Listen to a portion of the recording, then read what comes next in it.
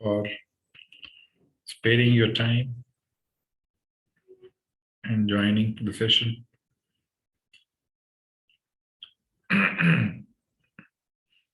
So, joining this session on a Sunday itself is an austerity, है ना? अपने आप में एक तपस्या है. So, you will definitely be rewarded for this austerity. You are being rewarded.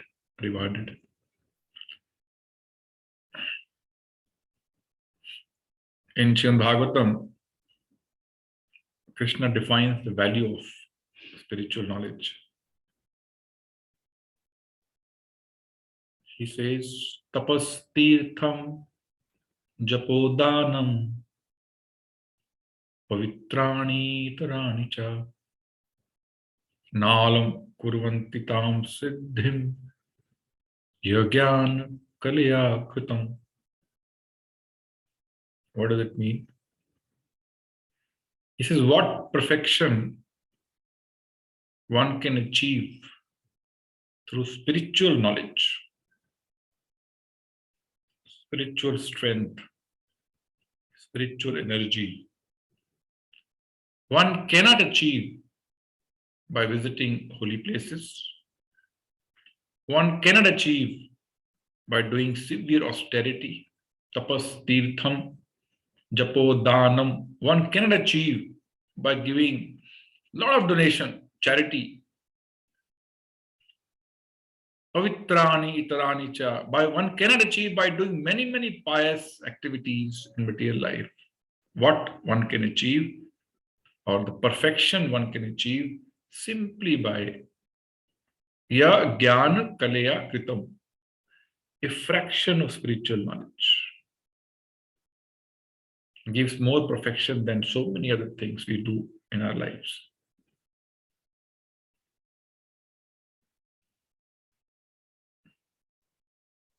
And we are reading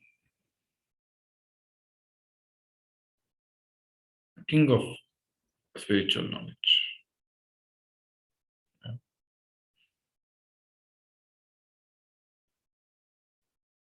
Bhagavad Gita. And in that Bhagavad Gita, we are now trying to understand very important subject matter called lust. And Krishna defined this lust as the most dangerous, the greatest enemy of living entity. Correct? And Krishna is also not only sharing who is the enemy, also sharing what are the strategic locations of this enemy, residence of this enemy, and also sharing how to conquer this enemy. And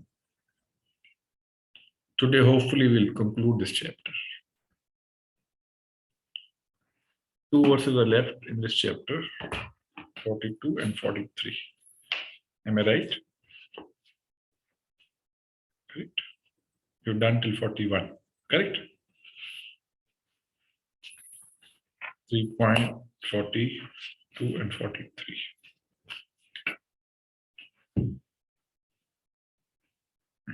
Please repeat after me.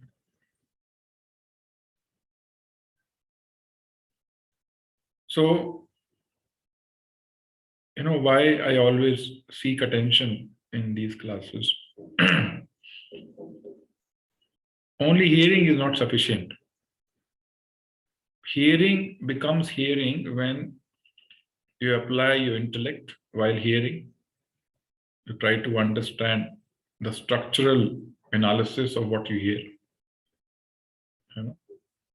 How different things are connected to each other, how what we are studying today is connected to the previous verse, how this chapter is connected to previous chapter, how various aspects are connected to each other being explained in the class. That is intellectual analysis while hearing, to understand philosophically, the truth. Also, equally, if not more important, is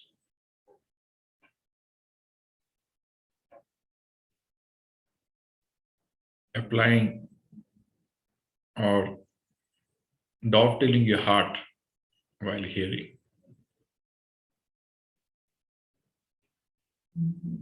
When we attentively hear the message of Krishna, we attract his mercy.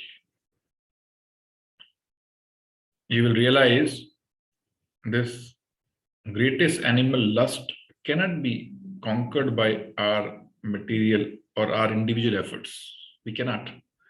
Big yogis could not conquer. Great sages could not conquer this enemy. How can we conquer with a limited ability? So we need something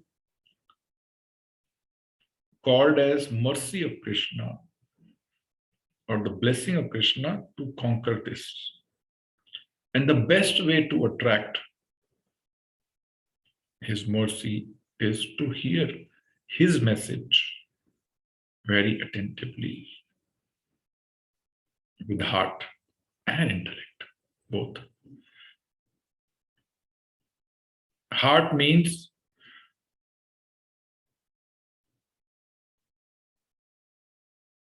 yes, acknowledging I have this problem. I am lusty.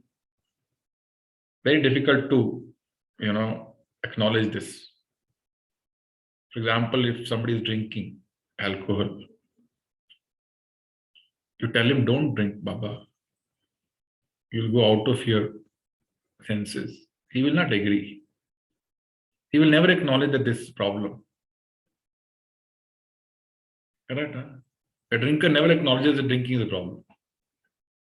But when they suffer and they realize, yes, it is a problem, then possibly to themselves they acknowledge, may not be publicly. There is an association called as Alcoholics Anonymous. Have you heard about this? It's an association of all alcoholics in which they sit together in a circle. First, they acknowledge, I am so and so, and I acknowledge I am an alcoholic. I acknowledge I am a drunkard. Because unless this acknowledgement comes, forget about solution. Unless you acknowledge that you are sick, why will you try for medicine? Will you try? A patient only takes bitter medicine only when he acknowledges that he's sick, he's suffering. So when we're discussing this subject, you have to see how I am lusty in different ways. How I have lustful. Lustful doesn't mean only sex desire. Remember this. What was the definition of lust we discussed? Anyone? What is the definition of lust? You need to raise your hand and you can unmute. Yes, Mamta Mataji. Hare Krishna, Prabhuji. Hare Krishna. Dandavat Pranam. Yeah. Prabhuji, lust means any kind of material desire, Prabhuji, that we have in our heart. Yes. Okay, thank you. Anything else? More specific. Yes, Pradeep Prabhu. It makes you blind. You don't know where you are going. Okay, that is true. But what's the definition of lust? Very simple definition we discussed.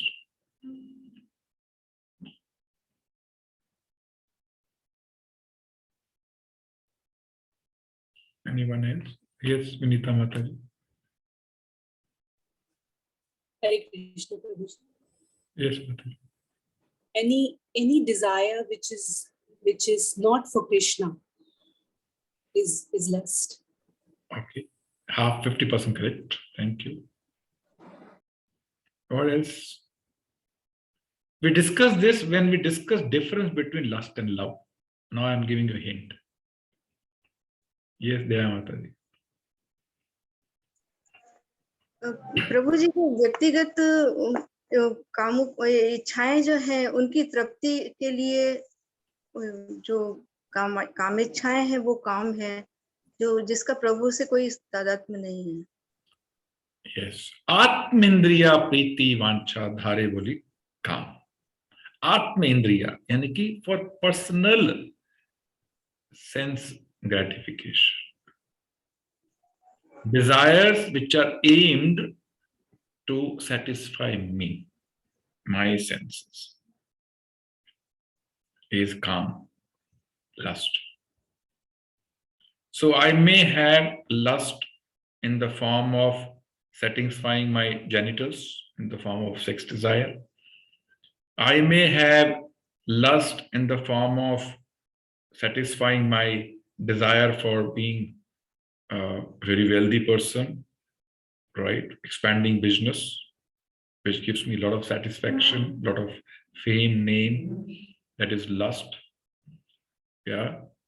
Lustful desire to eat variety of food. Yeah, that is lust. So anything which is aimed at satisfying me is lustful desire. On the contrary, love is Krishnendriya Priti Vancha, satisfying the desire of Krishna. That is called love. So other than any desire which is aimed at Krishna is lust. As simple as that. So I'll give you 2 minutes. Write down your lustful desires, honestly. Put it down on a piece of paper. Otherwise, you will not acknowledge, and they will not, hear the problem, hear the solution attentively. Unless we acknowledge that I am a sick person, I am a lusty person, I have so many lustful desires, attention to the solution will not be intense. Okay, so write down. You don't have to share with me.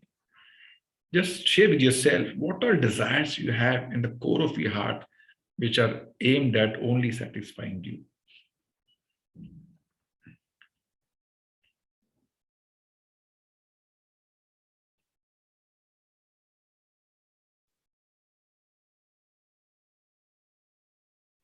Be honest to yourself.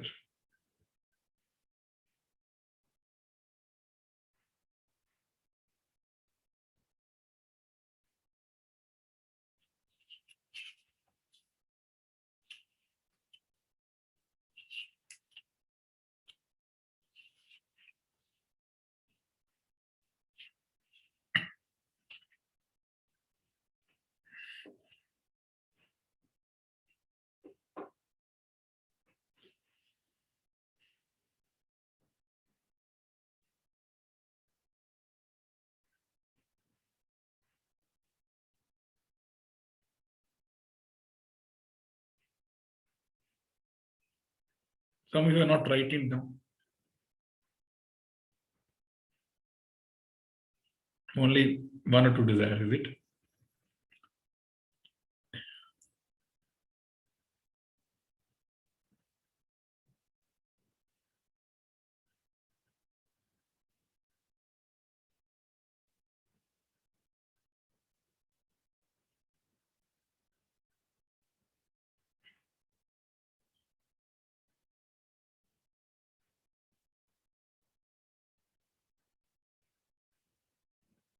Having a body like Shah Rukh Khan is also lustful desire. Having a face like Aishwarya Rai is also lustful desire. Having wealth like Ambani is also lustful desire. Becoming popular, famous is also lustful desire.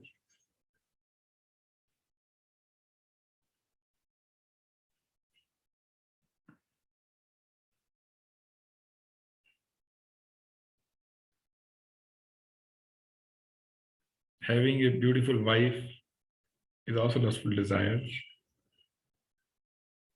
having intelligent children so that I get a lot of fame in my social circle is also lustful desire.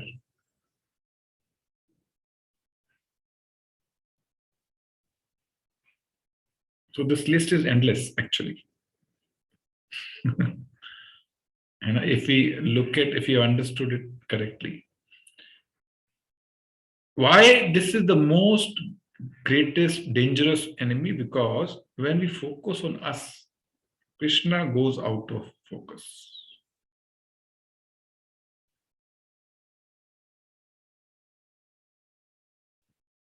So we are tiny individual souls. We can't focus on many things at the same time. Either you can focus on yourself or you can focus on Krishna.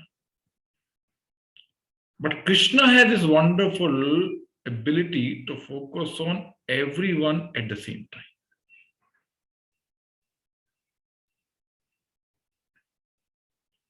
You know, in your body itself, there'll be more than 6-7 billion living entities in your individual body.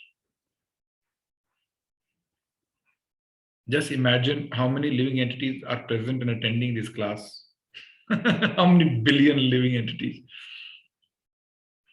Just imagine in Udaipur city, how many, billion, trillion, zillion living entities we have.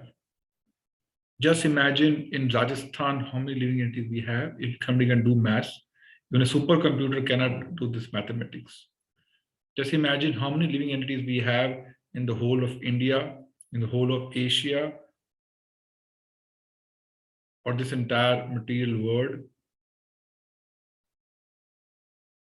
earthly planet. But there are so many planets in this material world, in one Brahmanda. But there are so many Brahmandas. There are millions and zillions of universes. So you can imagine the number of living entities are endless. But Krishna has the ability to satisfy each one of us individually. When Krishna used to perform rasa dance with millions of gopis together, he used to be present with every gopi individually. Every gopi is saying, Krishna is with me. When he got married to 16,000 wives in Dwaraka, he was present in every palace individually, physically. So Krishna can give 100% of himself to every living entity, which are endless in number. The point I'm trying to make is, it is Krishna only who can satisfy us. No other lustful desire. Why? We understood one of the characteristics of lustful desires is it is never satisfied. Dushpurena, verse number 39. Dushpurena analena, like fire is never satisfied by putting more and more ghee, your lustful propensities are never satisfied by fulfilling those desires. So it is an enemy. You cannot conquer it simply by satisfying a desire.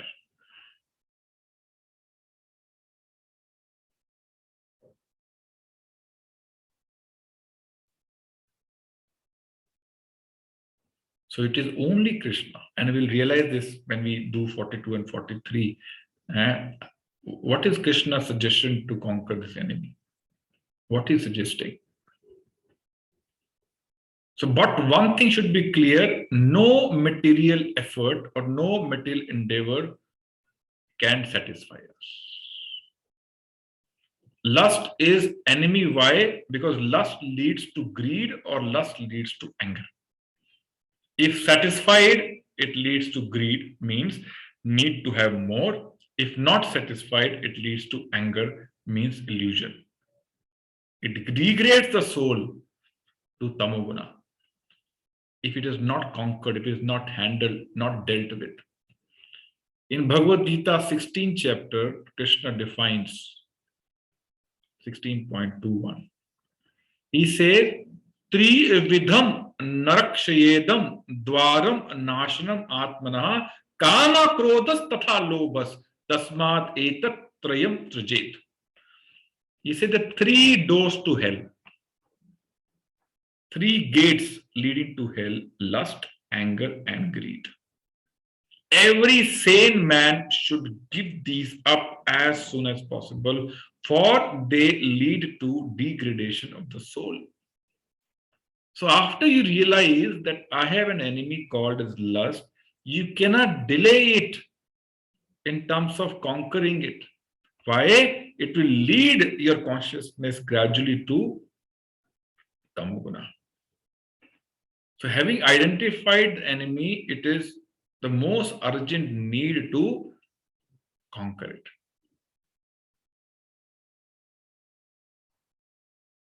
Making sense? Yes or no?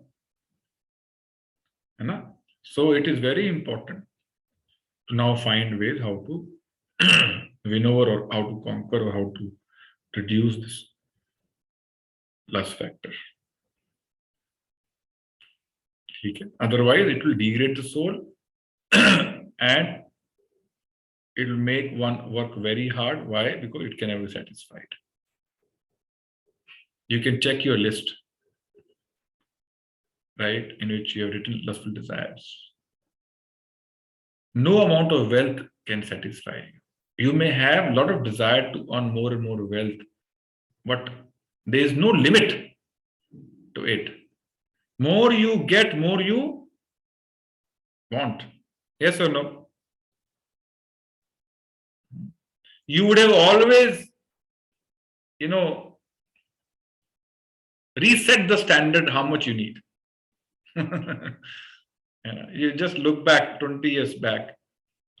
Have you not been redefining your standard in terms of how much you need? Tell me. Yes or no?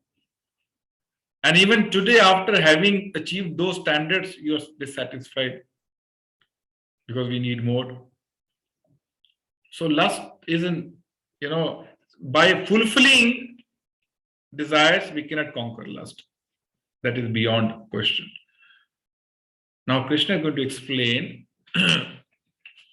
He explained in the previous verse, if you remember, what are the strategic locations of lust. Correct? You remember?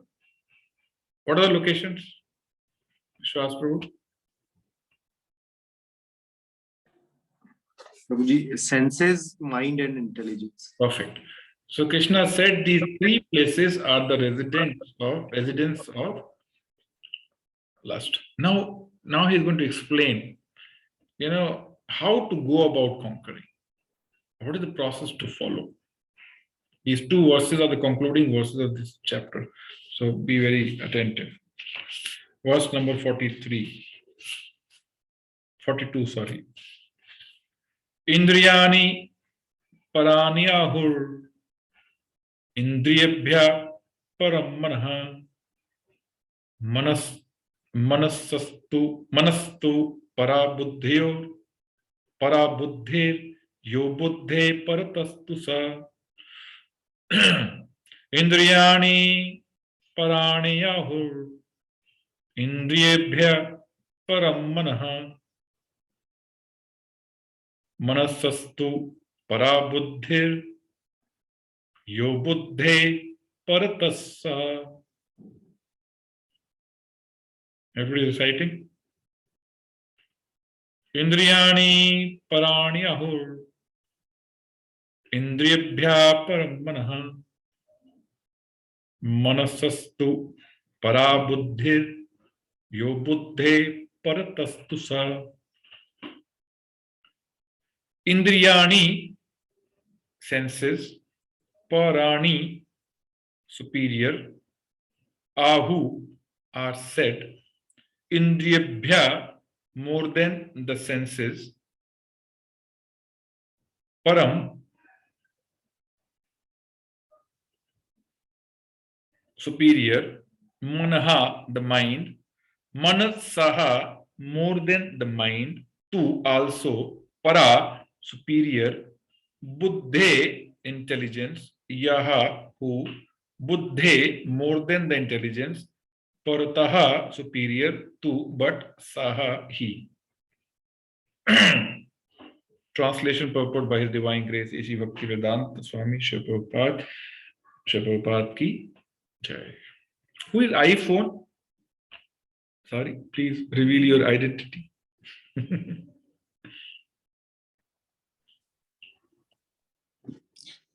Hare Krishna Prabhuji, Ekant Acha. here. I'm actually traveling today, so I only No, it's okay. connected. It's okay. It's okay. I couldn't make out who it is. No, I actually sent you a text message also. Perhaps you didn't notice. Maybe I didn't. I actually got late. I was on my way back home. I just got late. Apologies for that. No problem. Translation: the working senses are superior to dull matter. Mind is higher than the senses. Intelligence is still higher than the mind, and he, or the soul, is even higher than the intelligence. So Krishna is now disclosing किसको पहले भेदना है ना? How do we conquer? Tell the sequence, who is superior to what? Or different gates through which lust enters, and how do we conquer? How do we not allow lust to enter? Purport. The senses are different outlets for the activities of lust. Lust is reserved within the body, but it is given vent through the senses. Therefore, the senses are superior to the body as a whole. These outlets are not in use when there is superior consciousness or Krishna consciousness. In Krishna consciousness, the soul makes direct connection with the Supreme Personality of Godhead. Therefore, the hierarchy of bodily functions as described here ultimately ends in the Supreme Soul. Bodily action means the functions of the senses, and stopping the senses means stopping all bodily actions. But since the mind is active, then even though the body may be silent and at rest, the mind will act, as it does during dreaming. But above the mind is the determination of the intelligence, and above the intelligence is the soul proper. If therefore the soul is directly engaged with the Supreme, naturally all other subordinates, namely intelligence, mind and senses, will be automatically engaged. In the Katha Upanishad, there is a similar passage in which it is said that the objects of sense gratification are superior to the senses, and the mind is superior to the sense objects. If therefore the mind is directly engaged in the service of Lord constantly, then there is no chance that the senses will become engaged in other ways. This mental attitude has already been explained. Param dishtva nirvartate. If the mind is engaged in the transcendental service of the Lord, there is no chance of its being engaged in the lower propensities. In the Katha Upanishad, the soul has been described as Mahan, the great. Therefore, the soul is above all, namely the sense objects, the senses. The mind and the intelligence, therefore, directly understanding the constitutional position of the soul is the solution of the whole problem. Therefore, directly understanding the constitutional position of the soul is the solution of the whole problem. With intelligence, one has to seek out the constitutional position of the soul and then engage the mind always in Krishna consciousness. That solves the problem, the whole problem. A neophyte spiritualist is generally advised to keep aloof from the objects of senses, But aside from that, one has to strengthen the mind by use of intelligence. If by intelligence one engages one's mind in Krishna consciousness by complete surrender unto the Supreme Personality of Godhead, then automatically the mind becomes stronger. And even though the senses are very strong, like serpents, they will be no more effective than serpents with broken fangs. But even though the soul is the master of intelligence and mind, and the senses also, still, unless it is strengthened by association with Krishna in Krishna consciousness, there is every chance of falling down due to agitated mind.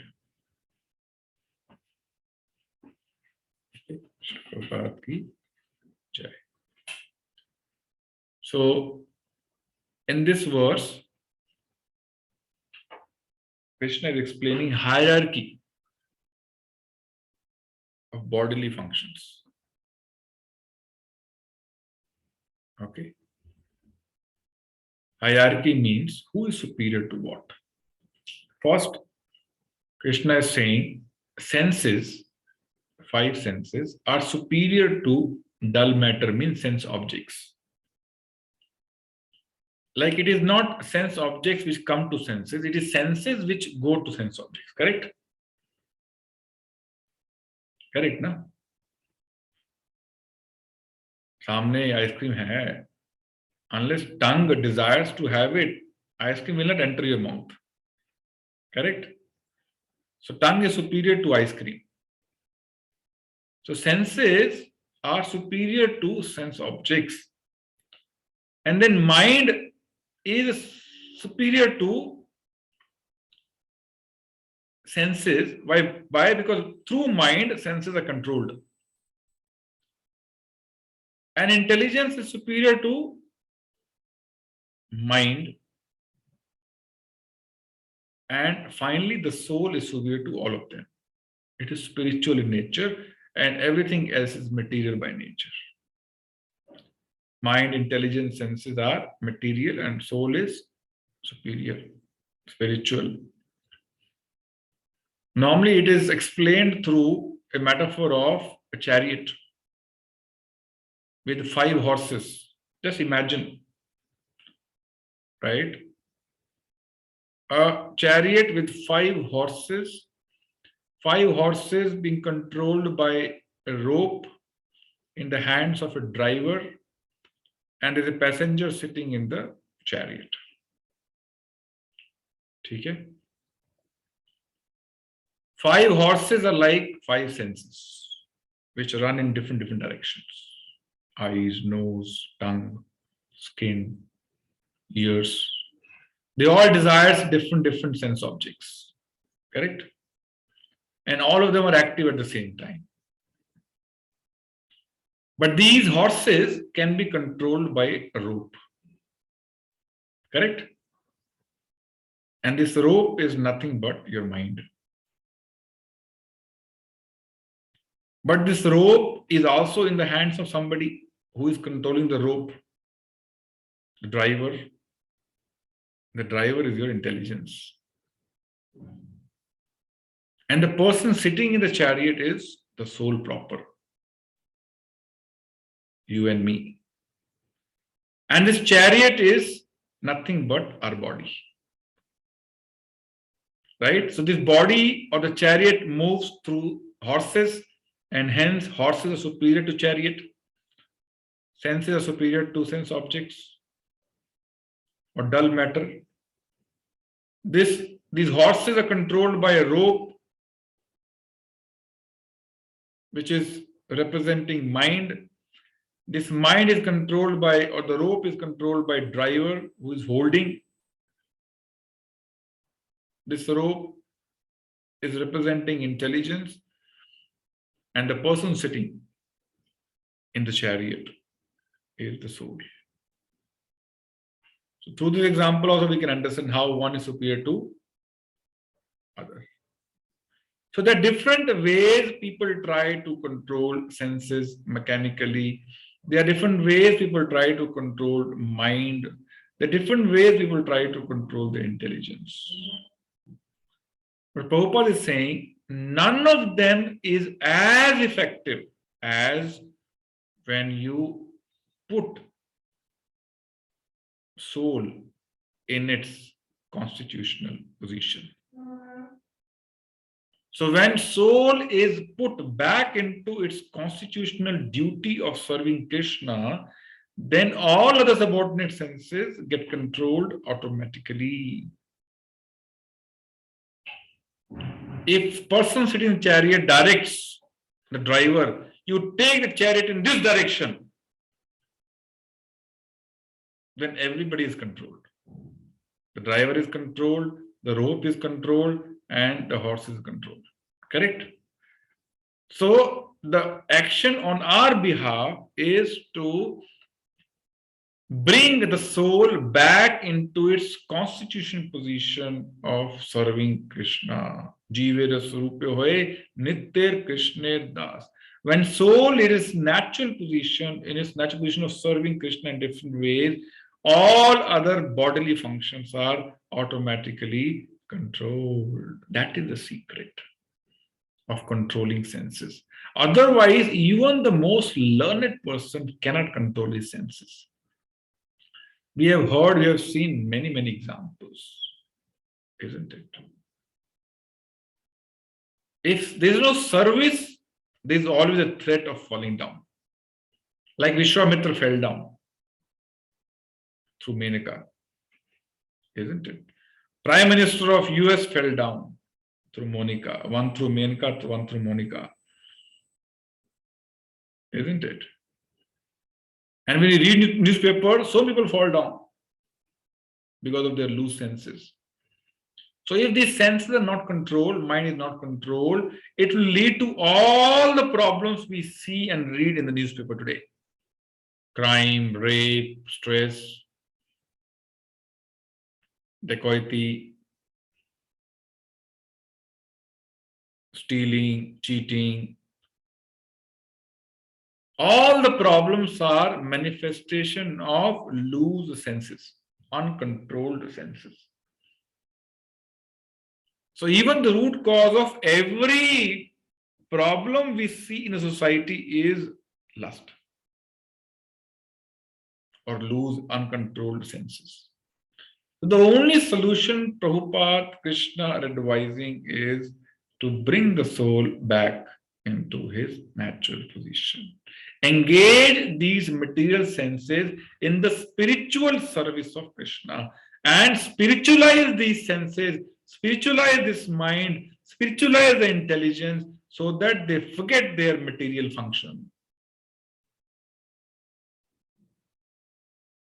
The solution being advised is spiritualizing these senses, spiritualizing the mind, spiritualizing the intelligence in association of Krishna conscious activities. And which is made more clear in the next verse, which I'll read. Evam buddhe param buddha samstabhya atmanam jahi shatrum mahabahu kamarupam durasadam. Thus, knowing oneself to be transcendental to the material senses, mind and intelligence, O mighty armed Arjuna, one should steady the mind by deliberate spiritual intelligence or Krishna consciousness, and thus by spiritual strength conquer this insatiable enemy known as lust. So the problem of lust cannot be solved by material solution, can only be solved by spiritual solution or spiritual strength or spiritual intelligence. Not any material endeavor can take care of this problem. Making sense?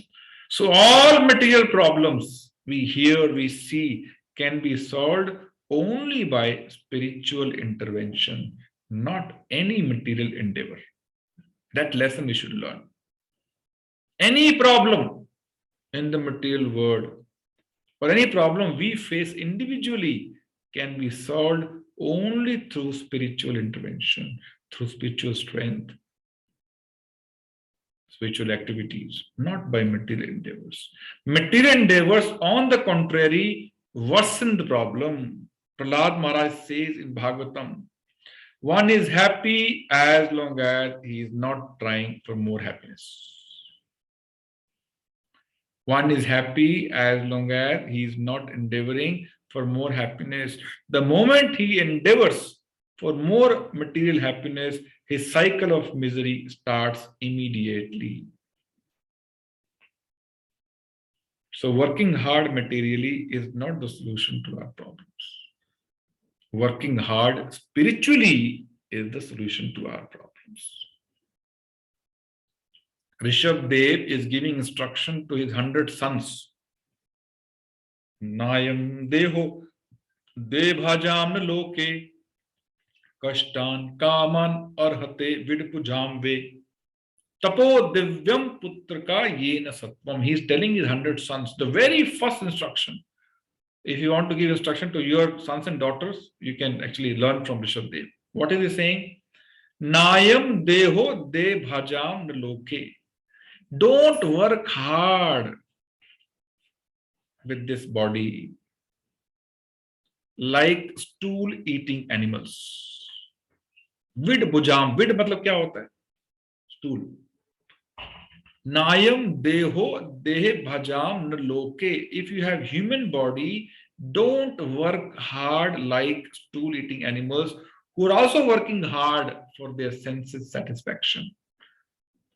On the contrary, he says, tapo divyam. Tapo means tapasya, work hard. For what purpose? Divyam, for transcendental austerity, not material austerity. Tapo divyam putraka yena satman. What will happen with that? When you perform spiritual austerity, spiritual or transcendental austerity, atma shuddhayet, one gets purified of all material desires. Brahma sokhyam tu anantam. When one is devoid of material desires, then one can feel unlimited bliss, ananda. So the miserable condition we are in is due to our desires, which list you have made in front of you. When they will vanish, then you will feel blissful. Today you think, when I satisfy, when I put tick, tick, tick, I'll be more happy. No. When they disappear, you'll become more happy. So he's advising to work hard spiritually.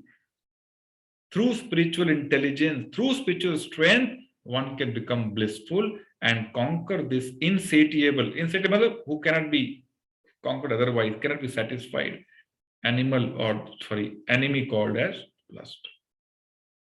Making sense? Not making sense, Prabhuji, at all. Okay, I'll read the purport, then we'll discuss. This third chapter of this last verse of Bhagavad Gita, this third chapter. This third chapter of Bhagavad Gita is conclusively directive to Krishna consciousness by knowing oneself as the eternal servitor of Supreme Personality of Godhead. Without considering impersonal voidness, the ultimate end, in the material existence of life, one is certainly influenced by propensities for lust and desire for dominating the resources of material nature. Desire for overloading and for sense gratification is the greatest enemy of conditioned soul. But by the strength of Krishna consciousness, one can control the material senses, the mind and the intelligence.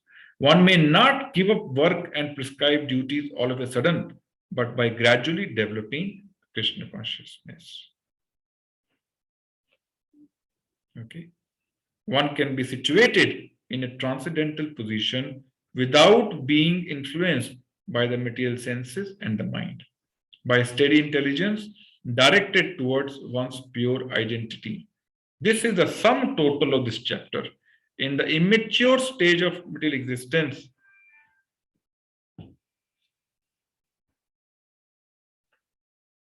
philosophical speculations and artificial attempts to control the senses by the so-called practice of yogic postures can never help a man toward spiritual life. He must be trained in Krishna consciousness by higher intelligence. Higher intelligence means spiritual intelligence.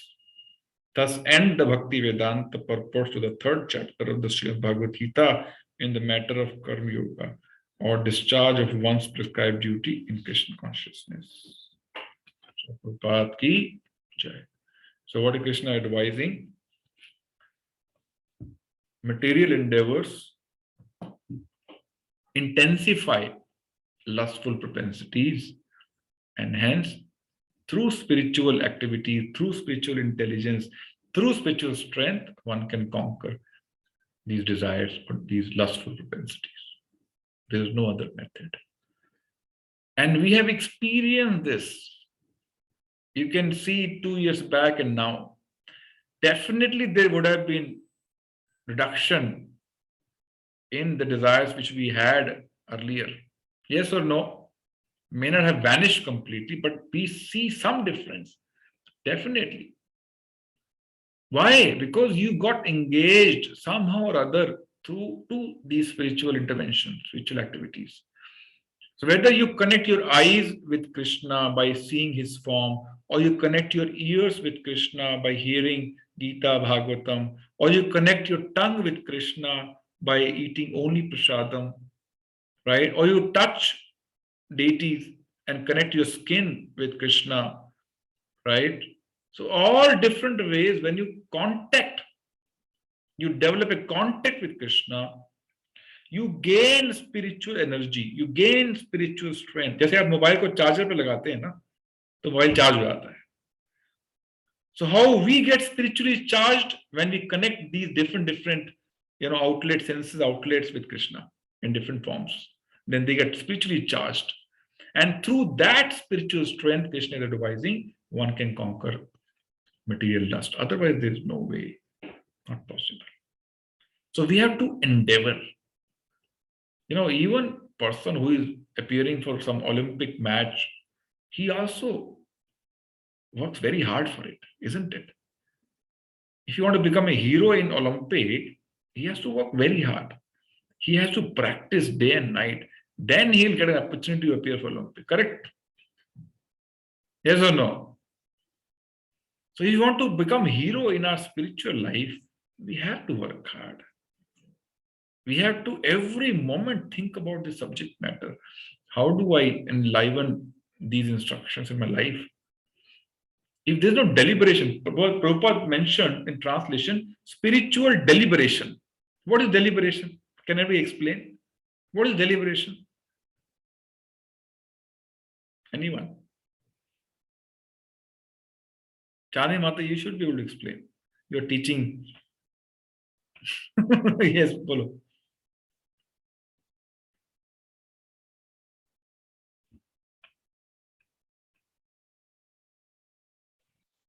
Prabhuji, deliberation here means man mana bhav mad bhakto, means contemplating on it 24/7. Always contemplating. Whenever something else come into my focus, I replace it with Krishna. I always again and again bring Krishna in the focus, in the center. You have to keep thinking about, where I am doing well, where I'm not doing well. And how do I move ahead spiritually? How do I move ahead in my spiritual life? If there's no deliberation, there's no need felt, there's no endeavor also. Endeavor comes when you feel the need for it. Right?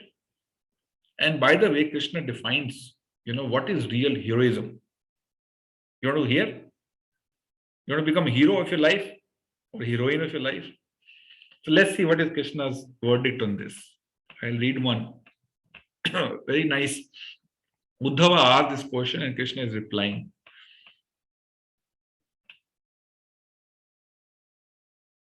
I'll simply read the translation. I'll not read the. I can display also. And one of you can read.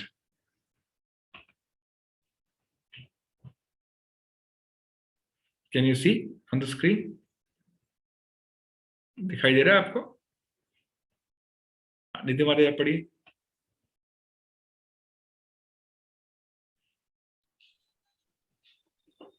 This is Krishna's.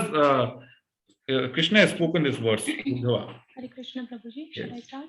Yes. Absorbing the intelligence in me constitutes mental equilibrium. So manasik go slowly. So what is mental equilibrium Okay. or manasik santulan? When one is 24 hours absorbed or he is absorbing his intelligence in Krishna, then his mind is stable. This is mental equilibrium definition. Okay, next. And complete discipline of senses in self-control. Which means Tolerance- controlling your material activities. For example, Krishna advises 4 things to be controlled. Jyada bhi nahi, kam bhi nahi. What are these 4? Yukta ahar viharasya. Eating should be controlled. Sleeping should be controlled. Entertainment should be controlled, and your work should be controlled. Yukta ahar viharasya, yukta cheshtasya karmashu. Then he says, Swapan abhupasya yogo bhavati dukkha. When you control these 4 activities, you naturally keep all miseries away. When you control eating, you control sleeping, you control your entertainment, and you control your work. But if you don't control these things, you're bound to face material problems. So first is controlling these senses, regulating these senses. Okay. Next. कहाँ गई निधि माता जी?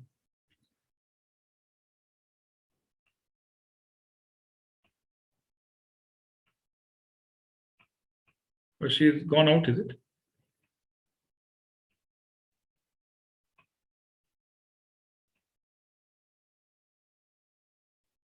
Oh, she's there. You'll unmute.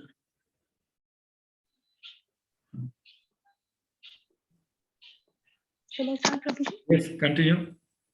Yeah. Tolerance means patiently enduring unhappiness, and steadfastness occurs when one conquers the tongue and genitals.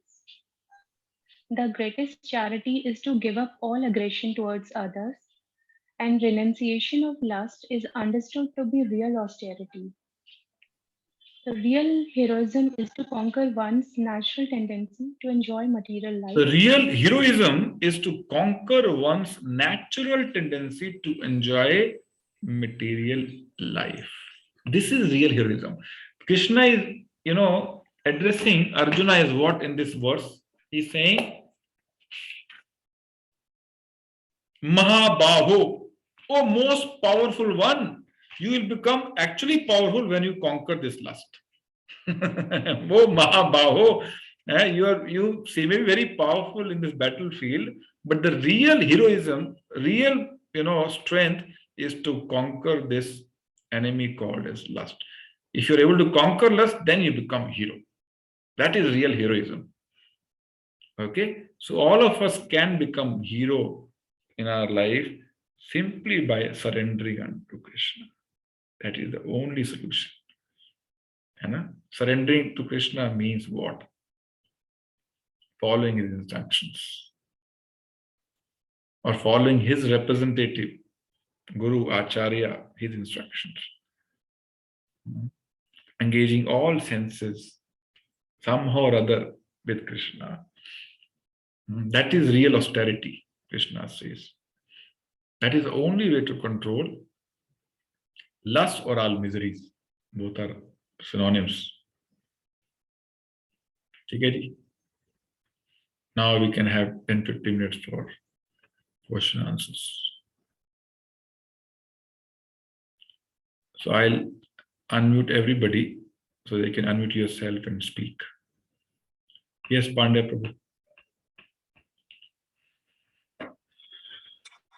So, Prabhuji, in our day-to-day life, outside our sadhana, when we deal with the outsiders, when any sense object comes in front of us, how one should deal with it?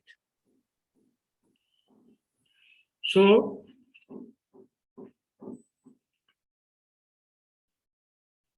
if one has done proper sadhana, 9 p.m. to 9 a.m., then even if one comes in contact with sense objects, his senses will not be agitated.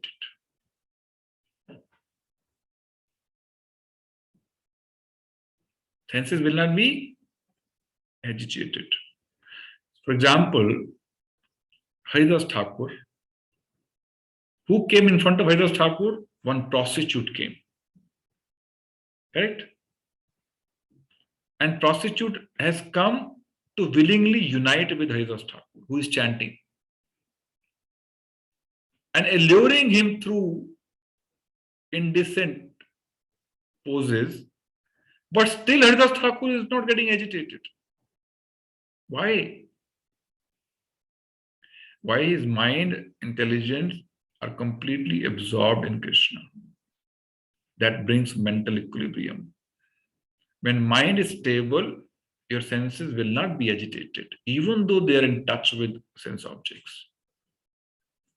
Param dishtva nivartate, when you are experiencing higher happiness, higher joy, then senses will not be inclined for lower levels of joy. Yes or no?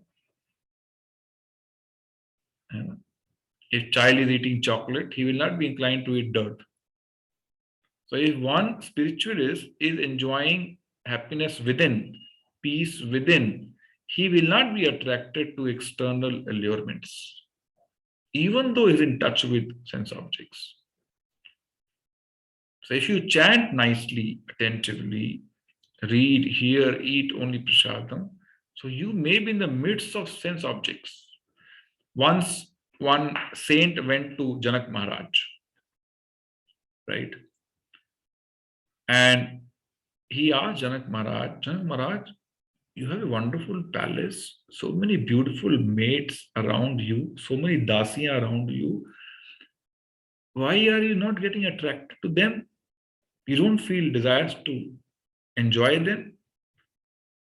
So Janak Maharaj did not answer this question. He gave him a lamp, एक बत्ती दिया उसको, घी भर के बोला इस बत्ती को लेके पूरे महल में जाओ, इस दिया को लेके पूरे महल में जाओ, और पूरा घी से भरा था, आप देख के आओ क्या क्या सेंस ऑब्जेक्ट्स हैं इस महल के अंदर, लेकिन ये बत्ती बुझनी नहीं चाहिए. क्या बोला? ये बत्ती बुझनी नहीं चाहिए.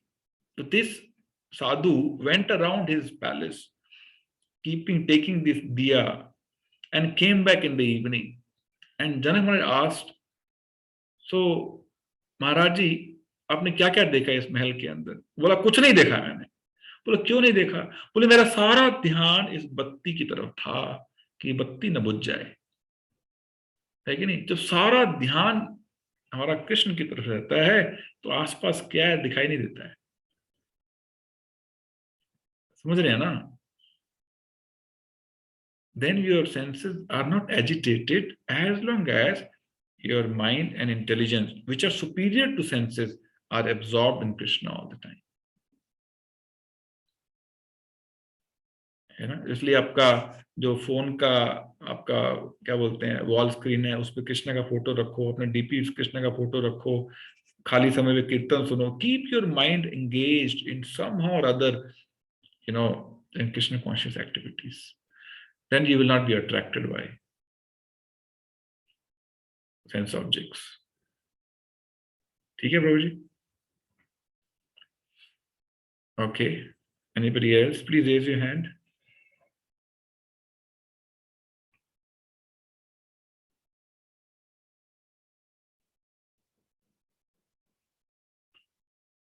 हाथ खड़ा कीजिए. You can give comment also, even if you don't have question. What did you learn? Yes, Mamta Mataji. Hare Krishna Prabhuji. Today was a big lesson for me, Prabhuji. When you told write down your desires, Prabhuji, I started to write and there were, I think, never ending, I guess, those desires. But then I did learn one biggest lesson, that my irritability or my anxiousness or the anger which is there in me is because maybe I am not fully devoted to Krishna. And I still have those anxiety feeling in me. There is still so much which I should give in myself to surrender on to Krishna, Prabhuji.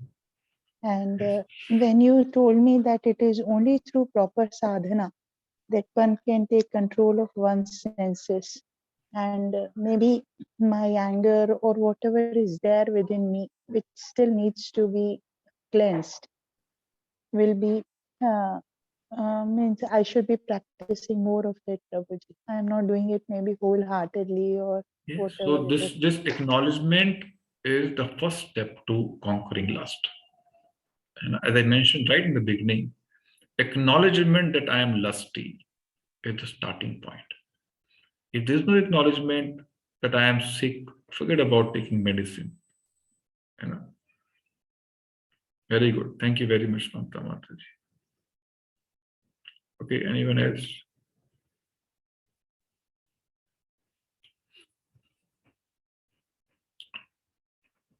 इनका video बंद है, वो बोलना चाहें तो आप electronically हाथ खड़ा कर सकते हैं.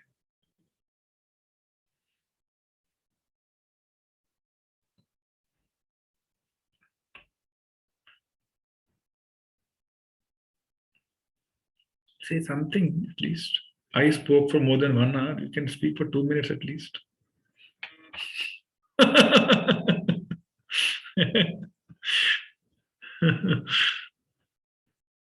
Yes, Sunil Prabhu. Now I'll ask.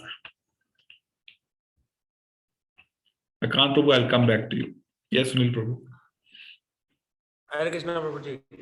The analogy of the chariot was very, it made it simple to understand the whole philosophy of controlling the senses, mind and intelligence. And it really helped, it really made it simple to understand. Yes. So if soul is put back into its right position, then all subordinates will come under control. And very simple. Thank you, Sunil Prabhu. Yes, Akant Prabhu. Hare Krishna Prabhuji. Sorry, I reached home. So I think a big learning and aha moment for me today was is regulating the 4 activities of our material world, right? So we cannot run away from material world because we live in the material world. But I think what one important learning for me today was these 4 activities of eating, sleeping, working, and entertainment have to be properly regulated and balanced. And I was reflecting back while you were talking that practically, I think when either of these activity goes up in our life is when the desires start, taking hold on our senses or on our mind, right? Either if you're eating more, then anyway, I think we have more propensity to look for more, tasty stuff. When we are entertaining ourselves, during New Year, or now we have Chinese holidays coming up, Chinese New Year coming up, here's is then the propensity to entertain ourselves more, goes up. So somewhere I think, or work is anyway the other difficult thing, when we start working 10, 12 hours every day, then there's this propensity of working more and, doing more tends to go up. I think somewhere these 4 need to be properly regulated. And in my life, I think I've also, when I reflect back, since the time I started absorbing myself a little bit, utna to nahi hua, but to whatever extent into Krishna consciousness, I think honestly my sleeping pattern has improved quite significantly. I did not have good sleep until 2019 or let's say 2020, but since the time I started engaging myself, at least I make sure that we sleep latest by 9:30, maximum by 10 o'clock, get up early in the morning, 5:30, have morning japas or few rounds. So I feel, I honestly, I have a very good sleep of 7-8 hours and a wonderful, very peaceful sleep. But so somehow I think the 4 of them have to be properly regulated and balanced, and then find time to do the bhakti during the day. If we can do all of these properly, then I think we can at least, I don't think fully get rid of lust, but to a large extent at least balance it along with our material life. Yes. See, we can understand through a very simple example how nature reacts when we are not regulated.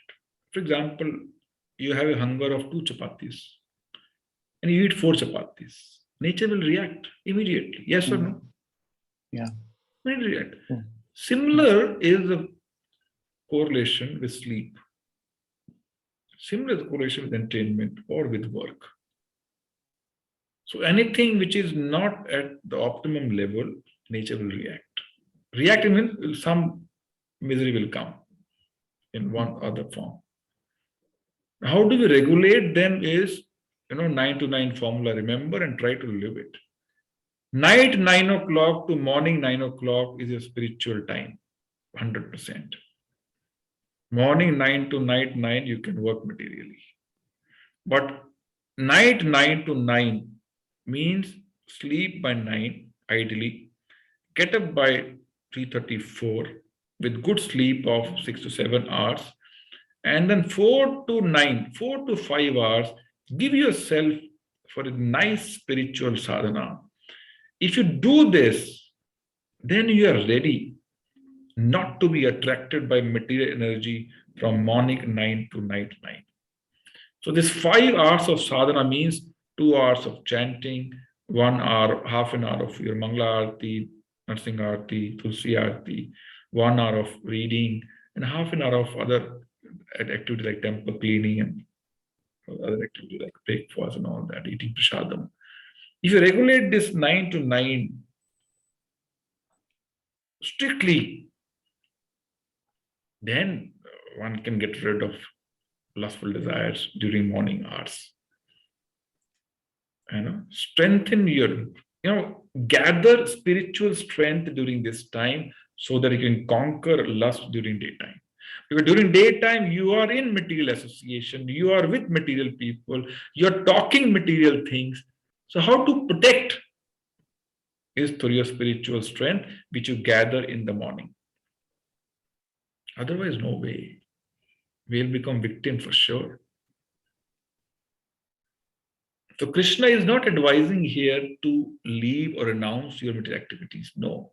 Krishna is saying regulate them and gather spiritual strength to fight lust. So think through. Today is the day you contemplate after this lecture. And I would like to hear individually from all of you. This is your homework. What did you contemplate and what is the change in your lifestyle you're bringing to regulate your 4 things and to gather spiritual strength, which is your, how do you utilize this 9 to 9? What changes you're going to bring in your daily lifestyle so that you can live this instruction? Otherwise, after 2 days, you'll forget. For sure. Today क्या? 2 days क्या? आज ही शाम को भूल जाओगे. यदि इसके ऊपर मानसिक रूप से चर्चा नहीं करोगे, you don't contemplate on this, you'll forget by evening.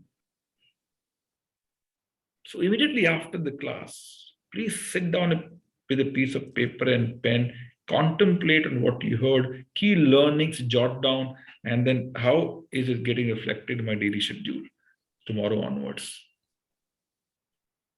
And please get back to me. At least that much fee I can demand from all of you.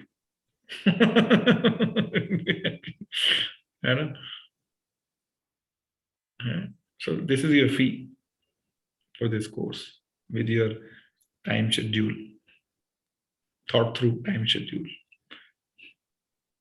If you need any help in making a schedule, please you can get in touch with me. I'll be very happy to serve you. Just to share, Prabhuji, I have a friend of mine. He's a devotee, although he follows Buddhism. But I think I've seen one good practice in his lifestyle. So we have this lunch hour, 1 hour during the office time.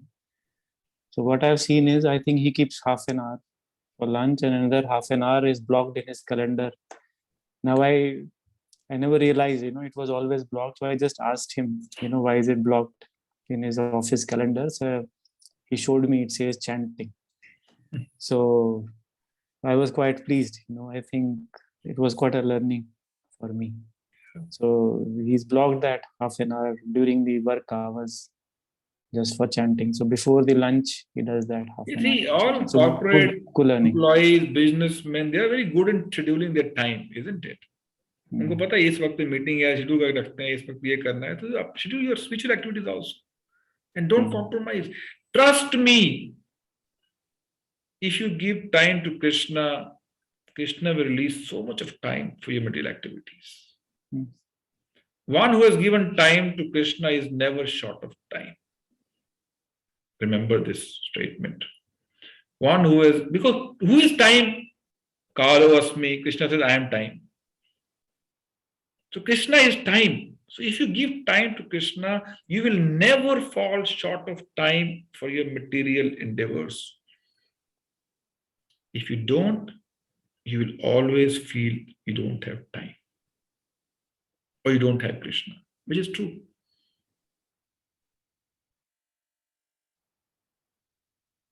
Okay.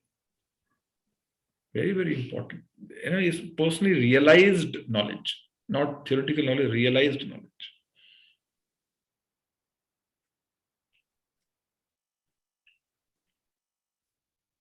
So saying I don't have time is a lame excuse. We should stop giving.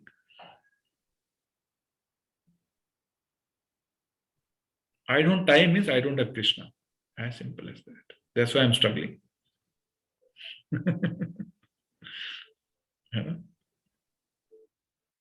Yes, Mamta Mataji. Prabhuji, I have a question, Prabhuji.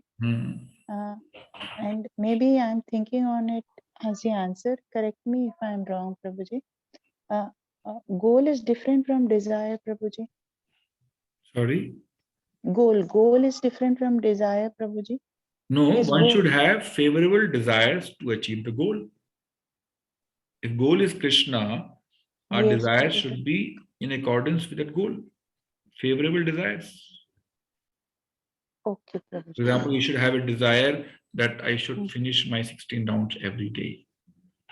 You should have a desire that I should eat only prasadam.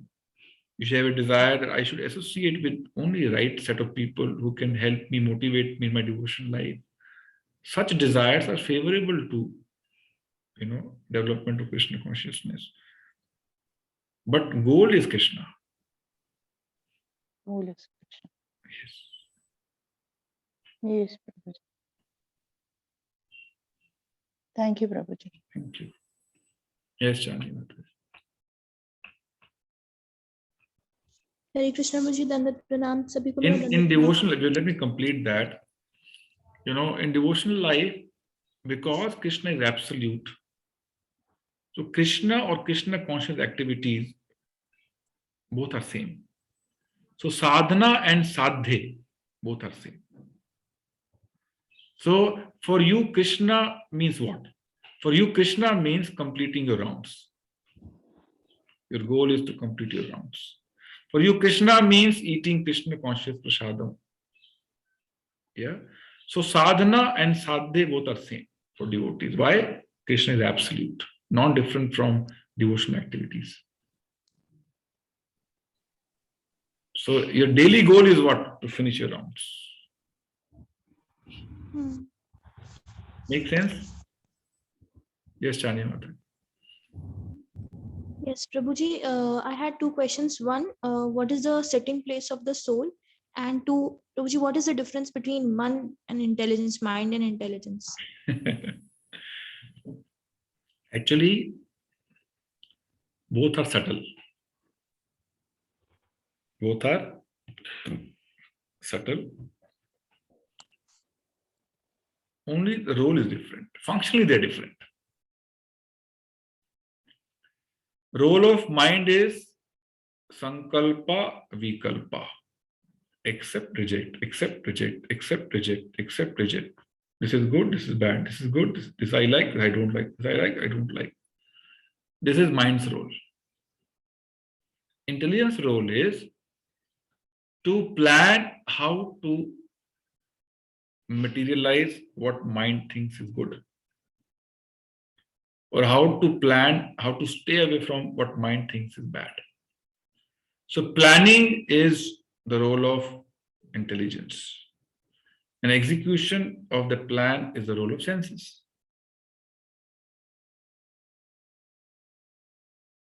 Okay.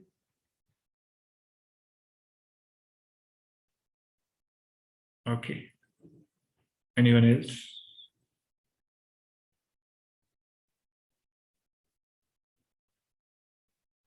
All right. So 11 o'clock. Thank you very much.